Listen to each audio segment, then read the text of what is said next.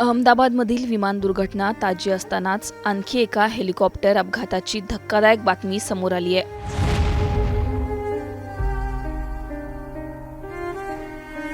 महत्त्वाचं म्हणजे या हेलिकॉप्टर अपघातात महाराष्ट्राच्या एकाच कुटुंबातील 3 जण जागीच ठार झालेत.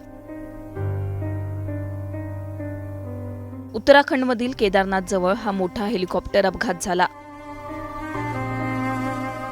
मिळालेल्या माहितीनुसार सकाळी 5:20च्या सुमारास आर्यन एव्हिएशन कंपनीचं हे हेलिकॉप्टर गौरीकुंडजवळ कोसळलं. केदारनाथवरून हेलिकॉप्टरने टेक ऑफ केलं होतं.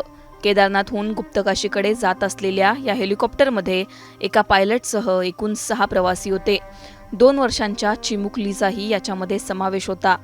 गौरीकुंड आणि त्रिजुगी नारायण दरम्यान हे हेलिकॉप्टर क्रॅश झालं आणि पायलटसह सगळ्याच प्रवाशांचा मृत्यू झाला.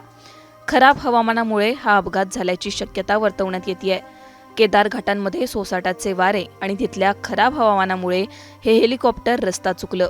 हेलिकॉप्टरचा संपर्क तुटला. यानंतर गौरीकुंडच्या जंगलामध्ये हे हेलिकॉप्टर क्रॅश झाल्याची बातमी समोर आली.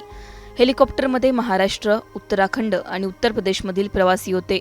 महाराष्ट्राच्या यवतमाळमधील जयस्वाल कुटुंबाचा या अपघातात दुर्दैवी अंत झाला.